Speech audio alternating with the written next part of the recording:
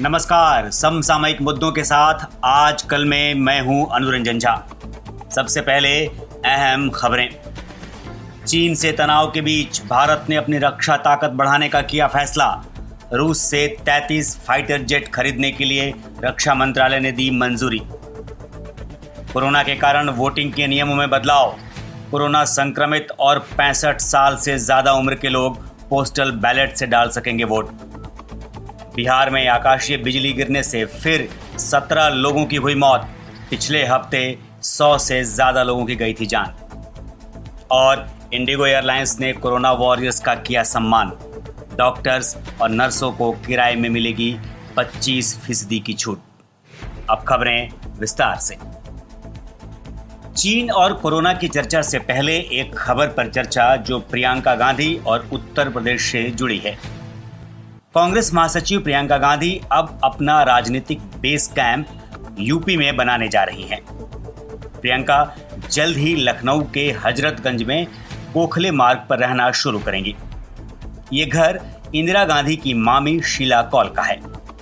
शीला कौल केंद्र में मंत्री भी रही हैं और एक जमाने में उत्तर प्रदेश की राजनीति में दबदबे वाली नेता मानी जाती रहीं।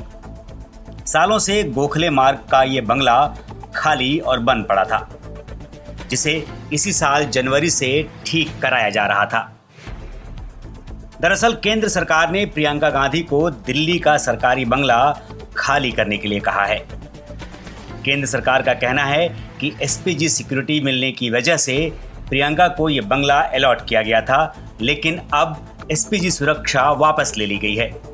लिहाजा उनको ये बंगला 1 महीने के भीतर खाली करना होगा। इसी बीच ये खबर आई कि प्रियंका लखनऊ रहने की तैयारी कर चुकी हैं।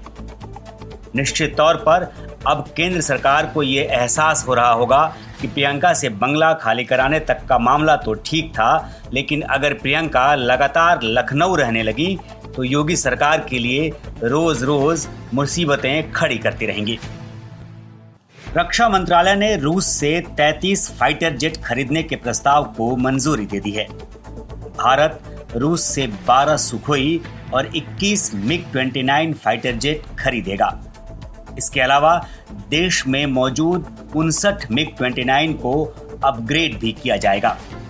इस पर सरकार 18,148 करोड़ रुपए खर्च करेगी। इसके अलावा रक्षा मंत्रालय ने नेवी और एयरफोर्स के लिए एयर टू एयर मिसाइल खरीदने की भी मंजूरी दी। डीआरडीओ को 1000 किलोमीटर तक मार करने वाली क्रूज मिसाइल डेवलप करने को भी मंजूरी मिली है। इस खरीदारी की मंजूरी की सूचना आने से पहले प्रधानमंत्री नरेंद्र मोदी और रूस के राष्ट्रपति पुतिन की फोन पर बातचीत हुई। जानकारी के मुताबिक पीएम नरेंद्र मोदी से बातचीत में रूसी राष्ट्रपति व्लादिमीर पुतिन ने कहा कि भारत और रूस के बीच सामरिक संबंध और मजबूत होंगे। कोरोना महामारी की वजह से चुनाव आयोग ने वोटिंग के नियमों में बड़े बदलाव किए हैं। इलेक्शन कमीशन ने कहा है कि संक्रमित मरीज, संदिग्ध मरीज और 65 साल से ऊपर आयु के लोग पोस्टल बैलेट से वोट डाल सकेंगे। आयोग ने बदलाव तब किए हैं जब अक्टूबर-नवंबर में बिहार में विधानसभा के चुनाव होने हैं। पिछले महीने बिहार के उप मुख्यमंत्री सुशील मोदी ने इशारा किया था कि हो सकता है कि आने वाले चुनाव में लोगों को वोट के लिए कतार में खड़ा होने की नौबत नहीं आएगी। बिहार के कई जिलों में लगातार बारिश और वज्रपात का सिलसिला जारी है।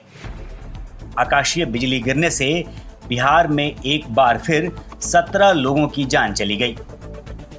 पटना में 5, पूर्वी चंपारण जिले में 4, समस्तीपुर और कटिहार में 3-3, साथ ही शिवहर में 2 लोगों की मौत हुई है। मौसम विभाग पहले ही अगले 48 घंटे में भारी बारिश और वज्रपात के लिए अलर्ट जारी कर चुका है। मंगलवार को भी बिहार के विभिन्न जिलों में वज्रपात से 11 लोगों की मौत हुई थी, जबकि 26 जून को राज्य में वज्रपात की चपेट में आने से तकरीबन 100 लोगों की जान चली गई थी। मौसम विभाग के लगातार अलर्ट के बावजूद लोगों की लापरवाही से उनकी जिंदगी जोखिम में पड़ रही है। एयरलाइन कंपनी इंडिगो ने डॉक्टर्स और नर्सों को इस साल के अंत तक हवाई किराया में 25% छूट देने का ऐलान किया है। एयरलाइंस का यह फैसला कोरोना वायरस के खिलाफ दिन रात जंग लड़ रहे डॉक्टर्स और नर्स के सम्मान में लिया गया है। 1 जुलाई को नेशनल डॉक्टर्स डे के उपलक्ष्य में कंपनी ने ये छूट देने की घोषणा की है। कोरोना वॉरियर्स के लिए सम्मान काफी सराहनीय है, बशर्ते कि बिना हीला हवाली ये घोषणाएं लागू हों और सीमित कागजी कार्रवाई के आधार पर सही लोगों को ये छूट मिलती रहे। आज दिल्ली के मुख्यमंत्री अरविंद केजरीवाल ने देश के पहले प्लाज्मा बैंक की शुरुआत की। प्लाज्मा डोनेशन के लिए राज्य सरकार ने कुछ नियम तय किए हैं। कोई भी कोरोना से स्वस्थ हुआ मरीज 14 दिन के बाद प्लाज्मा डोनेट कर पाएगा। उम्मीद है कि प्लाज्मा थेरेपी से मौतों की संख्या में कमी आएगी।